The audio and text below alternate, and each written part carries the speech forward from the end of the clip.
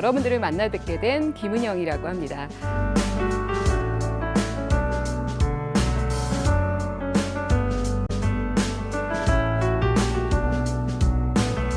오늘 여러분들하고는 좋은 아이디어의 조건이라는 주제를 가지고 같이 이야기를 나눠보도록 하겠습니다.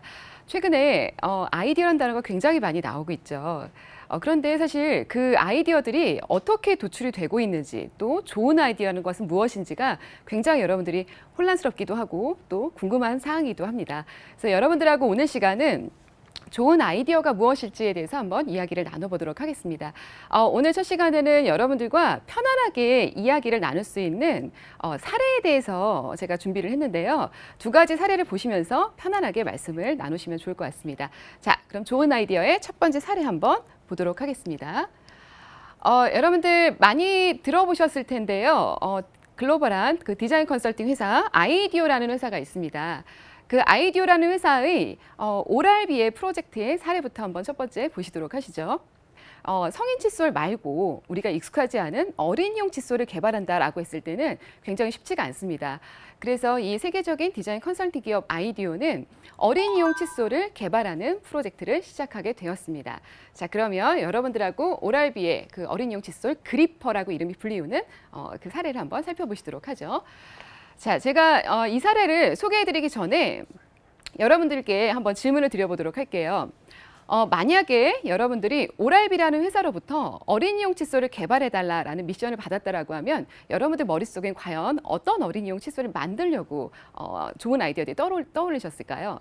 가장 먼저 많은 분들이 떠올리시는 아이디어는 어린이용 제품은 작아야 된다라는 생각을 먼저 떠올리게 됩니다. 자, 그런데 사실 어린이용이니까 작아야 된다라는 것이 정말 좋은 어린이 칫솔을 만드는 결과물을 가져올 수가 있을까요? 어린이들 제품들은 귀엽고 예뻐야 된다. 그리고 알록달록한 컬러가 적용되고 굉장히 화려한 그 결과물을 가져야 된다라고 생각합니다. 대체로 어린이들이 가지고 노는 장난감들을 보시게 되면은 이렇게 화려하고 알록달록하고 아기자기한 귀여운 물건들을 떠올리게 되죠. 자, 그래서 이렇게 어린이용 칫솔을 우리가 만든다라고 했을 때 여러분들 머릿속에 가장 쉽게 떠올릴 것들은 어린이에 대한 선입견들이 머릿속에 있기 때문에 귀엽고 예쁘고 앙증맞은 제품을 만들려고 합니다. 그래서 어린이용 칫솔도 마찬가지로 결과물이 굉장히 귀엽고 알록달록하고 앙증맞은 제품을 만들게 되죠. 자, 그런데 한 번쯤은 저희가 의심해 볼 것이 있습니다. 과연 예쁘고 귀엽고 앙증맞은 칫솔을 만들었다고 해서 그 제품을 어린이들이 가장 쓰기 좋은 칫솔이 결과물을 가질 수가 있었을까요? 만약에 여러분들이 어린이 입장에서 되어서 어린이가 가장 쓰기 편한 칫솔을 한번 연구하고 만든다라고 하면 여러분들은 과연 어린이 입장에서의 다른 생각들을 해봤을 때 어떤 생각들을 하게 될까요? 아이디어라는 이 회사는 어린이용 칫솔들을 만들기 위해서 가장 먼저 첫 번째 했던 단계가 어린이들에게 칫솔을 쥐어주고 양치하는 모습들을 관찰을 하기 시작했습니다. 우리가 작고 귀엽고 예쁜 어린이용 칫솔을 만든다라고 했을 때에는 사실은 우리 머릿속에 있는 어린이들에 대한 선입견으로부터 출발한 결과물을 얻게 되지만 사실 어린이 입장에서 되어서 어린이들이 어떻게 양치질을 하는지 그들이 무엇을 불편해하는지를 보려면은 사실은 관찰이라는 것이 굉장히 좋을 수가 있다라는 거죠. 자, 그래서 이 아이디어는 어린이들에게 칫솔을 쥐어주고 양치를 하도록 이제 시키기 시작했습니다. 한 명의 어린이들을 관찰했고 또 두 명을 관찰하고 또 세 명을 관찰하기 시작을 했습니다. 여러분들 혹시 머릿속에 어린이들이 양치하는 모습이 상상이 되시나요? 혹시 자녀가 있으신 분들은 평소에 자녀분들이 양치했던 모습들을 한번 떠올려 봐 주시고요. 또 혹시나 조카나 또는 기회가 되어서 어린이들이 양치하는 장면들을 보았다라고 하면 여러분들 머릿속에 아마 스치듯이 보이는 어떤 특징들이 잡히기 시작할 겁니다. 아이디어라는 회사가 어린이들을 양치를 했을 때 그 관찰을 했던 가장 중요한 팩트는 무엇이었냐면 어린이들이 어른과는 달리 칫솔을 잡을 때 이렇게 주먹을 짚듯이 이제 잡는 것을 볼 수가 있었습니다. 우리는 굉장히 쉽게 손목의 스냅을 이용을 해서 가볍게 그래서 편안하게 방향을 좌우로 틀 수가 있었지만 어린이들은 굉장히 작은 손으로 꽉 움켜쥐는 주먹을 모양을 한 채로 양치질을 하는 걸 발견할 수가 있었습니다. 그러다 보니까 꽉 움켜쥐는 힘 때문에 방향이 자유자재로 갈 수가 없고요. 또 한쪽 방향만 닦다 보니까 아이들이 양치라는 행위 자체에 대해서도 굉장히 흥미를 느끼지 못하는 상황이 될 수 있었다라는 거죠. 자, 이쯤 되면은 저희가 한번 생각해 볼 수가 있을 겁니다. 좋은 아이디어라는 것이 과연 누구를 대상으로 또 그 대상을 위해서 제품을 만들어낸다고 했을 때 우리 머릿속에 그 선입견부터 출발한 것은 아닌지, 사실은 가장 좋은 아이디어라는 것은 사람들이 가장 쓰기 편하고 또 그들이 좋아해주는 결과물이 나와야 될 텐데요. 그렇다면 우리 머릿속으로부터 출발한 선입견에 그 대상이 좋아하는 제품을 만들 것이 아니라 어쩌면 그 사람이 어떻게 사용하고 있는가, 실제로 어떤 분들을 불편해하고 있는가를 저희 눈을 통해서 확인을 하는 것이 좀 더 중요할 수가 있다는 거죠. 자, 이렇게 해서 나온 오랄비의 어린이용 칫솔 그리퍼는 이런 결과물을 가지게 되었습니다. 보시는 것처럼 작고 귀엽고 예쁜 칫솔이 아니라 가장 손잡이 부분이 성인보다 더 두툼하고 큰 사이즈의 칫솔이 탄생을 하게 된 거죠. 생각을 해보니까 여러분들 얇고 작은 것을 꽉 움켜쥐게 되면은 굉장히 더 힘이 들어가게 됩니다. 그 이유를 한 두 가지 정도 찾아볼 수가 있을 텐데요. 첫 번째는 사람의 손에 굴곡이 이렇게 골격들이 주먹을 쥐게 되면 이렇게 구부러지는 모양을 취하게 됩니다. 이걸 작은 것을 움켜준다고 했을 때 더 큰 악력이 작용하게 된다는 거죠. 또 하나는 닿는 면적이 넓기 때문에 더 큰 것이 잡기가 편하다라는 이야기를 하기도 합니다. 자, 그래서 이렇게 얇은 볼펜을 잡는 것보다는 더 두꺼운 그립감이 있는 것들을 잡는 것이 더 안정감이 있고 더 편안하게 무언가를 사용할 수 있는 손잡이의 모양이 된 거죠. 자, 그래서 여러분들이 보시는 이 그리퍼라는 사례는 이렇게 성인 거보다 더 두툼하고 굵직한 칫솔을 어린이들에게 적용해주는 칫솔이 탄생하게 되었습니다. 자, 여기에 만약에 여러분들이 칫솔을 만들었다라고 하면 단순히 장난감 같이 예쁜 칫솔을 만들 가능성이 굉장히 높았겠죠. 하지만 여러분들 눈과 마음을 열어서 어린이들 입장에서 양치하는 모습을 관찰을 했다라고 하면 여러분들은 어쩌면 아이들이 가장 쉽게 쥐고 또 양치를 편안하게 할 수 있는 굵직한 몸통을 가진 칫솔이 탄생할 수도 있다는 거죠. 자, 어느 쪽이 더 좋은 아이디어라고 볼 수가 있을까요? 물론 예쁜 칫솔도 좋습니다. 하지만 칫솔을 만들게 된 본연의 목적 자체가 어린이라는 사용자가 쓰기 좋은 그런 칫솔을 만든 거기 때문에 저희 입장에서는 어린이가 어떤 경우에 어떻게 해야만 가장 쓰기 편한 칫솔이 될지를 직접 눈으로 관찰하고 또 여러분들이 마음으로 느끼시고 그것을 결과에 반영하는 것이 중요하지 않을까 싶습니다. 자, 그리퍼의 사례 한번 살펴보셨습니다. 자, 그러면 이번에는 프로덕이 아니라 제품이 아닌 사회적 공헌 활동에 대한 사례로 한번 넘어가 보도록 하겠습니다. 자, 두 번째 사례는 아이디어라는 회사의 사례입니다. 아이디어는 굉장히 글로벌하게 유명한 회사이기도 하고 최근에 간단한 제품이나 서비스에만 신경 쓰는 것이 아니라 또 다른 것, 우리 지구상에 어딘가에 소외받은 인류가 있지 않을까, 또 우리만 좀 행복하게 사는 건 아닐까, 그 소외받은 사람들도 우리처럼 문명의 이기를 조금 더 누리고 또 편안한 삶을 살 수 있게 할 수는 있지 않을까에 굉장히 많은 고민을 하고 있습니다. 그렇게 해서 탄생한 프로덕트 하나가 아쿠아덕트라는 제품이고 이 프로젝트의 그 사례는 굉장히 글로벌하게 귀감이 되는 그런 사례로 손꼽히고 있습니다.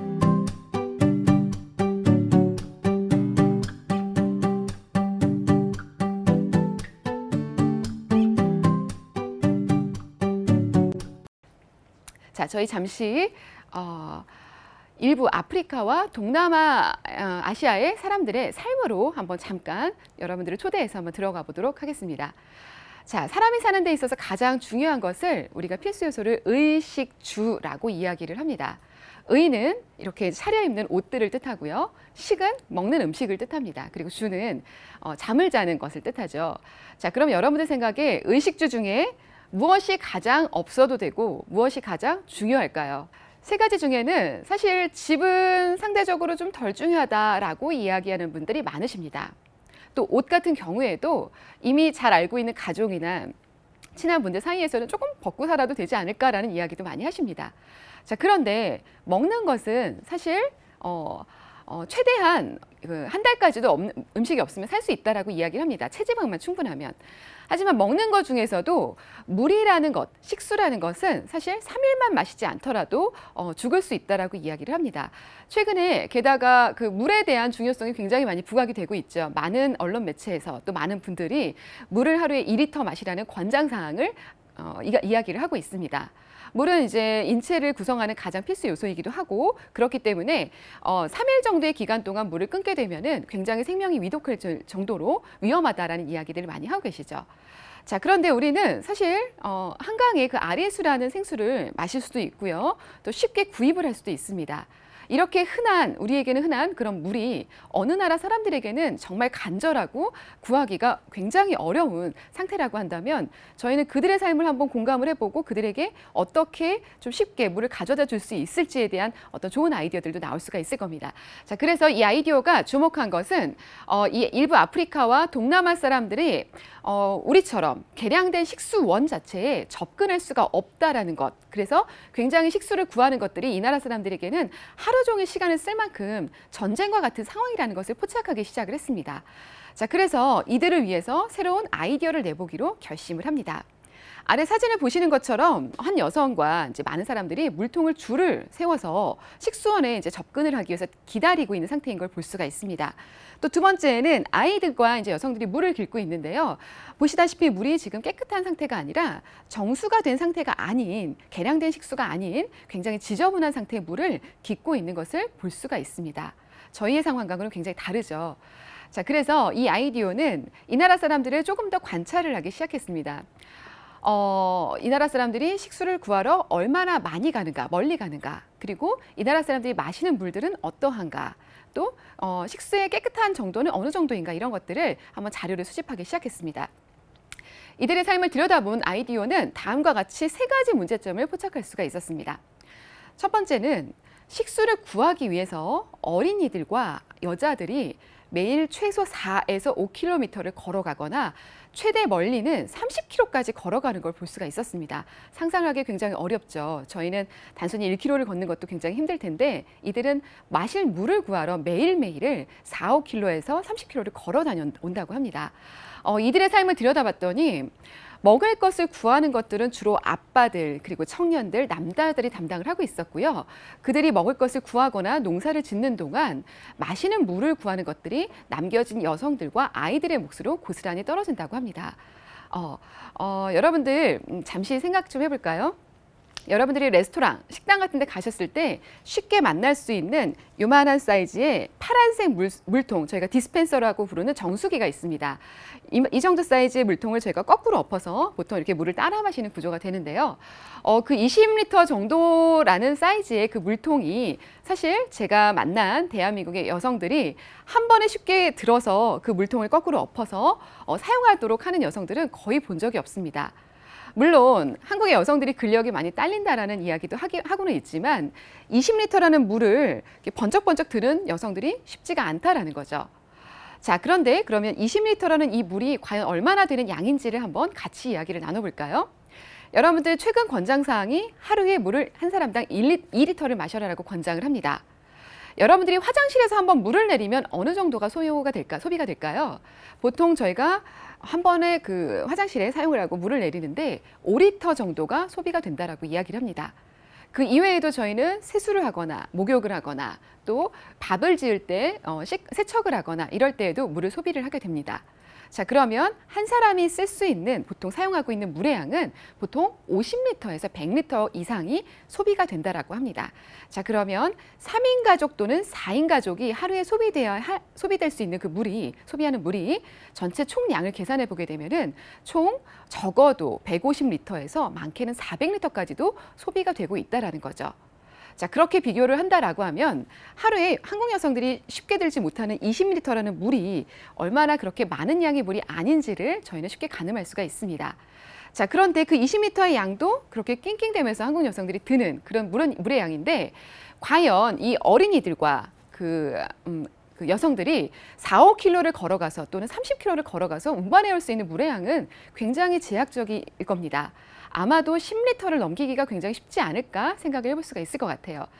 자, 그러면 10리터를 멀리 가서 물을 길어서 집까지 운반을 하게 되면은 10m라는 물의 양은 4인 가족이 물을 마시는 데 다 쓰고 밥을 짓고 음식을 준비하는 데 다 소진이 되어서 결국은 물이 또 없기 때문에 다음 날 또 물을 구하러 나가는 그런 악순환이 반복될 수밖에 없습니다. 자, 그래서 이 아이디어가 파악한 이 아프리카와 동남아 지역의 사람들이 겪고 있는 물에 대한 고통 중에 가장 큰 것 하나는 바로 이동에 대한 것이었습니다. 두 번째는 운반입니다. 먼 거리를 이동해야 하기 때문에 말씀드린 것처럼 많은 양의 물을 한 번에 운반하기가 굉장히 어렵습니다. 그래서 결국은 이동과 운반이라는 것은 한 번에 많은 양을 운반하지 못하고 또 먼 거리이기 때문에 악순환적으로 작은 양을 매일매일 반복해서 이동을 해야 하는 그런 문제점이 두 개가 포착이 될 수가 있겠죠. 세 번째는 더 심각한 문제일 수도 있습니다.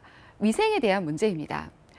저희가 먹고 마시는 물들은 대부분 깨끗하게 정수가 된 상태이죠. 물론 조금 오염이 됐다 하더라도 마셨을 때 배탈이 나는 정도의 문제 정도밖에 야기하지 않습니다.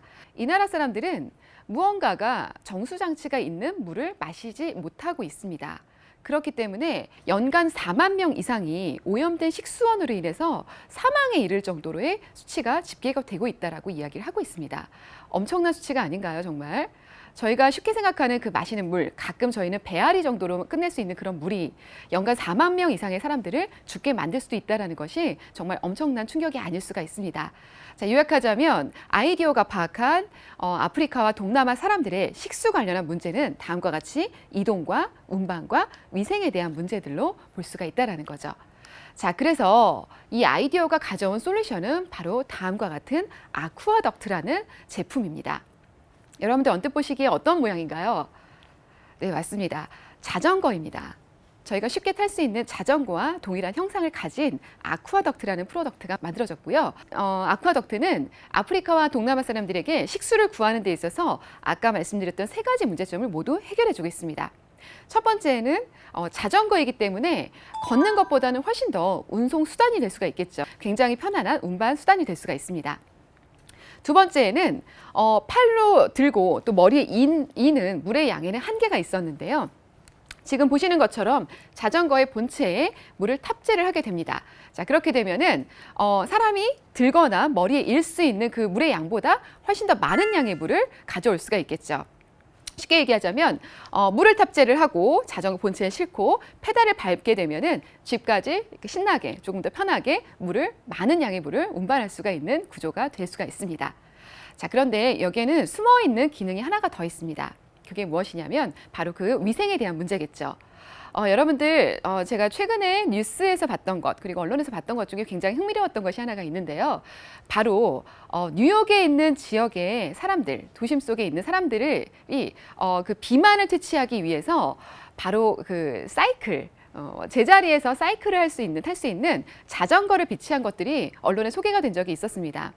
이 자전거 타기의 목적은 일단 운동을 도와주기 위해서 무료의 자전거를 제자리에서 탈 수 있는 자전거들을 배치를 한 건데요. 여러분들도 중고등학교 시절에 저희가 배운 적이 있었을 겁니다. 자전거의 페달을 밟는다라는 그 행위 자체는 바로 에너지를 발생시키는 행위가 될 수가 있습니다. 자, 그래서 그 뉴욕에서는 도시민들이 자전거 페달을 밟는 동안에 휴대폰이라든지 전자기기들을 충전시킬 수 있는 그런 역할까지도 같이 겸비를 하고 있습니다. 자, 마찬가지로 이 아쿠아덕트도 자전거 본체에 물을 탑재하고 페달을 밟아서 집까지 오는 동안에 페달을 통해서 많은 에너지가 발생되게 됩니다. 자, 그래서 이 남는 에너지를 버리기가 굉장히 아깝겠죠. 이 남는 에너지는 바로 자전거의 머리 부분에 있는 정수기가 작동하는 데 쓰이고 있습니다. 자, 집에 오게 되면은 이 사람들은 바로 깨끗해진 물을 마실 수 있는 준비가 된 그런 상태의 물을 만날 수가 있다는 거죠. 이 사람들의 삶을 들여다봤을 때 이렇게 근본적인 큰 문제점 3개를 해결해 줄 수 있는 좋은 솔루션이 바로 이 아쿠아덕트의 사례라고 볼 수가 있습니다. 자, 여러분들 한번 생각해 볼까요? 만약에 여러분들이 이 아프리카나 동남아 사람들의 삶을 직접 들여다보거나 관찰을 하지 않았다라고 한다면 여러분들 머릿속에 우리가 선입견으로부터 출발했을 때에는 여러분들은 어떤 솔루션을 생각하셨을까요? 저와 제 동료들이 같이 생각을 해봤었는데 아마도 가장 머릿속에 쉽게 떠오르는 솔루션은 이게 아닐까요? 이들에게 깨끗한 생수 또는 식수를 구호물자로 보내주고 싶다라는 솔루션이 가장 우리 머릿속에 쉽게 떠오르는 생각일 수도 있을 것 같습니다. 자, 하지만 그거는 굉장히 지속적이지 않은 솔루션이 되겠죠. 가장 좋은 솔루션은 이 사람들이 자생력을 통해 식수를 스스로 해결할 수 있도록 도와주는 이런 아쿠아덕트와 같은 그런 솔루션이 아닐까 싶습니다. 자, 그래서 제가 지금 앞에서 그 아이디어의 오랄비의 그리퍼라는 칫솔을 만든 사례와 또 하나 이제 저희가 소위 소셜 이노베이션이라고 부르는 이 아쿠아덕트의 두 가지 사례를 공통점을 말씀드리도록 하겠습니다. 첫 번째 공통점은 우리 머릿속부터 출발한 게 아니라 사람을 중심에 두고 그들에 대한 삶에 대한 그리고 그들이 불편해하는 그 지점에 대한 공감과 이해를 통해서 아이디어의 개발의 기회를 포착했다라는 것이 굉장히 중요한 포인트가 될 수 있습니다. 두 번째 포인트는 머릿속으로부터 출발한 것, 우리 머릿속에 그 사람들에 대한 어설픈 지식이나 선입견으로부터 출발한 것이 아니라 바로 직접 눈을 통해서 우리의 시각을 통해서 관찰을 했다라는 것부터 출발하는 것이 굉장히 중요한 두 가지의 차이점이라고 볼 수가 있습니다. 자, 이 두 가지를 합치자면 최근에 마케팅, 상품기획, 디자인에서 공통적으로 화두에 오르는 단어가 하나가 있습니다. 바로 그 단어가 무엇이냐면 인간 중심의 혁신이라는 단어입니다. 영어로 표현하자면 Human Centered Innovation이라고 저희가 부르고 있습니다. 저희가 아이디어와 이노베이션이라는 단어가 최근에 굉장히 많이 쓰이고 있는데 자, 그런데 이 아이디어와 그냥 이노베이션이 아니라 좋은 아이디어와 좋은 이노베이션이라는 것은 결과적으로는 사용자 그리고 그 아이디어와 그 혁신의 결과물을 쓸 사람들이 얼마나 기뻐하고 그들의 일상에서 얼마나 잘 활용하는지가 그 결과의 유용성을 판단하는 그 잣대가 될 수 있다라고 이야기를 할 수가 있습니다. 자, 그렇게 보았을 때에는 우리가 하고자 하는 것이 그냥 혁신이 아니라 사람을 중심에 두고 그들이 무엇을 원하는지 주도 면밀하게 관찰을 통해서 살펴본 후에 사람을 중심에 둔 좋은 혁신을 일으키는 것이 어쩌면 가장 좋은 성공적인 혁신이 아닐까 싶습니다. 자, 그것을 저희가 그냥 혁신이 아닌 인간 중심적인 혁신, Human Centered Innovation이라고 부르는 단어가 될 수가 있습니다. 이 강의를 보시는 분들은 그냥 아이디어와 그냥 혁신을 하고 싶은 것이 아니라 사람들에게 널리 이롭게 도움이 될 수 있는 아이디어와 결과물을 내고 싶은 분들이 아닐까 싶습니다. 자, 그 말씀드렸던 아이디어의 CEO인 그 팀 브라운이 다음과 같은 이야기를 했습니다. 언뜻 보기에는 완벽해 보일지 몰라도 혁신을 통해서 개선될 수 있는 요소는 어디에다 존재한다. 이 문제점들의 중심은 언제나 인간이다. 왜냐하면 그 문제점 자체가 사람들의 삶으로부터 출발하기 때문인 거죠. 제가 오늘 이 강의를 통해서 여러분들에게 전달해드리고 싶었던 것은 그냥 아이디어가 아니라 좋은 아이디어를 낼 수 있는 간단하고도 쉬운 그런 비교 사례를 통해서 여러분들에게 좋은 아이디어가 무엇인지를 전달해드리고자 했습니다. 자, 여러분들 조금 머릿속 생각이 바뀌셨나요? 여러분들이 하고 싶으신 것은 좋은 아이디어일까요? 아니면 그냥 아이디어일까요? 아니면 그냥 혁신일까요? 세상을 널리 이롭게 바꿀 수 있는 좋은 혁신일까요? 자, 그 관점은 머릿속이 아닌 여러분들의 선입견이 아닌 아이들은 이래 또 아프리카 사람들은 이래 라는 나의 약간의 쌓여있는 지식으로부터 출발하는 것이 아니라 어쩌면 여러분들이 미처 다 파악하지 못한 아이들의 불편함들 또 여러분들이 미처 다 보지 못했던 아프리카 사람들의 삶을 여러분들 눈과 마음을 열어서 직접 관찰을 통해서 얻는 그 출발점이 여러분들에게 좋은 아이디어와 좋은 혁신을 가져올 수 있는 그 기준점, 출발점이 될 수가 있을 것입니다. 자, 오늘 강의는 여기서 마치도록 하고요. 오늘은 여러분들께 간단한 두 가지 사례를 통해서 좋은 아이디어에 대해서 설명을 드렸습니다. 다음 강의에서는 이어서 관찰 조사에 대해서 조금 더 상세하게 여러분들과 이야기를 나눌 수 있는 시간을 마련하도록 하겠습니다. 수고 많으셨습니다. 감사합니다.